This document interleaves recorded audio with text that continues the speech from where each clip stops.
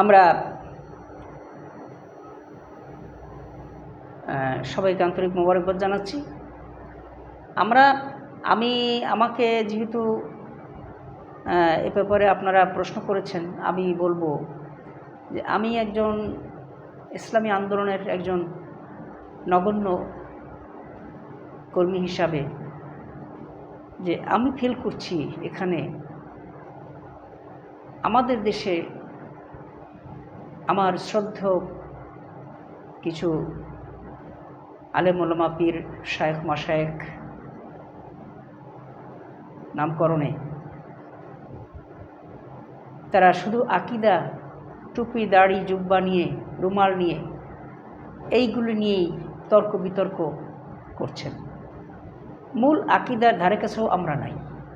মূল আকীদা হচ্ছে এটা, আমাদের প্রিয় নবী বিশ্বনবী মুহাম্মদুর রাসূলুল্লাহ সাল্লাল্লাহু আলাইহি ওয়াসাল্লামের যে কালিমা দান করা হয়েছে, শ্রেষ্ঠ কালিমা লা ইলাহা ইল্লাল্লাহু মুহাম্মাদুর রাসূলুল্লাহ, এই দাওয়াত যে দিবে, এই দাওয়াতের উপরে যে প্রতিষ্ঠিত থাকবে, এই দাওয়াতের অর্থ জানতে হবে। মূল আকীদা এটাই যে লা ইলাহা ইল্লাল্লাহ, আমি একমাত্র আল্লাহ তাআলা ছাড়া কাউকে ইলাহ বা হুকুমকর্তা হিসেবে মানি না।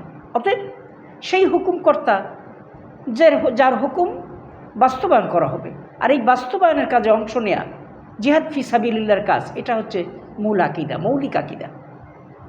আর মুহাম্মদুর রাসূলুল্লাহ সাল্লাল্লাহু আলাইহি ওয়াসাল্লাম আল্লাহ তাআলার প্রেরিত একজন নেতা, একজন পথপ্রদর্শক, তার আদর্শটাকে বাস্তবায়ন করা, এটাই হচ্ছে আমাদের মূল আকীদা হওয়া উচিত।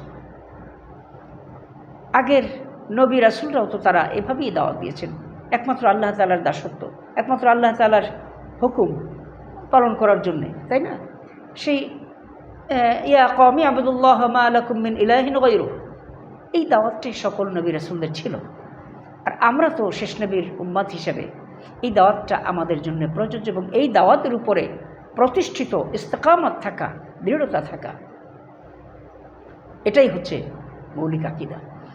আমি জানি না কোন আকীদা নিয়ে তারা ব্যস্ত।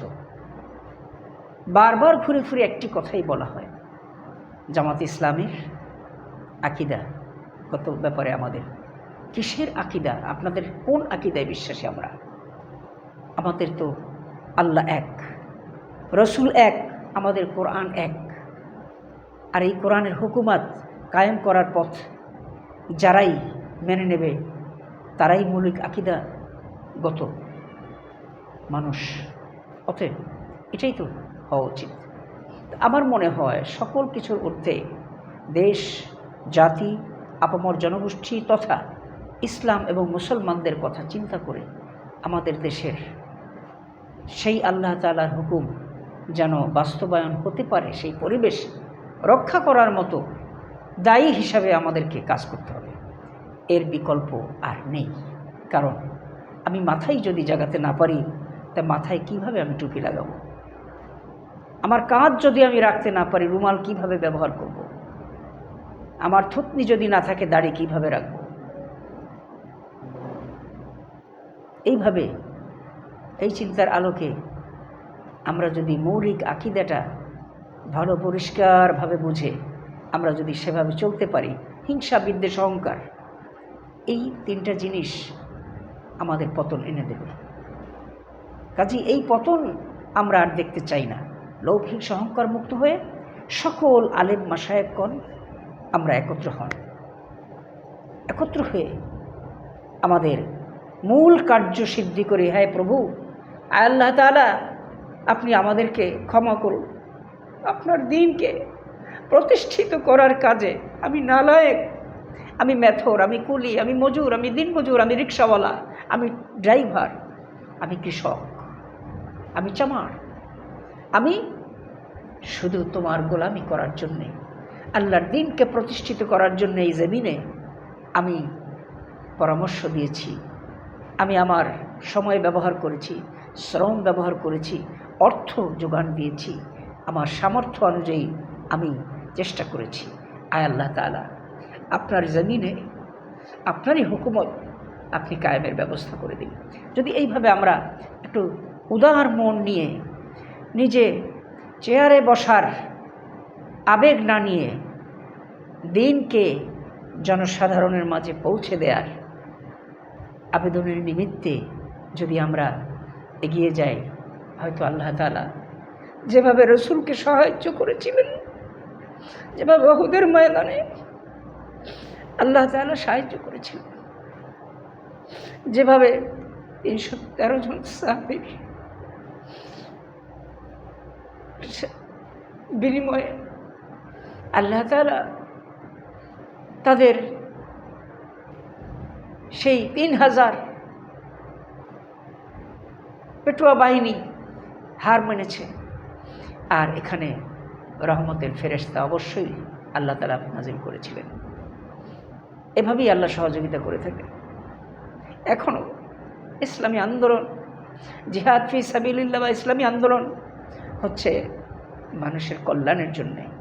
এটা হচ্ছে একটি মানুষের একটি ইসলাম নামক সংগঠনের বটমূল, বটতলায় যেভাবে ছায়া নিয়ে জন্যে কৃষক রোদের তীব্রতায় অতিষ্ঠ হয়ে যখন বটতলায় বসে, তখন চিন্তা করে না বটের ফলটা আমার গায়ে পড়বে, তখন সে আশ্রয় নেয় এই বটের ছায়া। ইসলাম হচ্ছে এমনই একটি বটের ছায়া, যে ছায়ার ভিতরে আসলে মানুষ নিরাপদ হয়ে যাবে। ধর্ম, বর্ণ, গোত্র, ছোট বড়, ধনী গরিব, বাদশা ফকির এক কাতারে শামিল। তো আমরা এটাই কামনা করব যে আসুন আমার প্রিয়, আমার শ্রদ্ধেয় আলেম ওলামা মাশায়েখগণ, আসুন আমরা এক কাতারে শামিল হয়ে আমরা দেশটাকে নতুন করে দ্বীনের পথে, কোরআনের পথে, ইসলামের পথে, আলেম ওলামা মসজিদ মাদ্রাসার পথে এবং আপামর জনগোষ্ঠীর সেবা করণার্থে আমরা এগিয়ে যাই। আল্লাহ আমাদের সেই তৌফিক দান করুন। সেটাই আপনারা সেভাবে আল্লাহ তাআলার কাছে আমাদের জন্য দোয়া করবেন। আর আমরা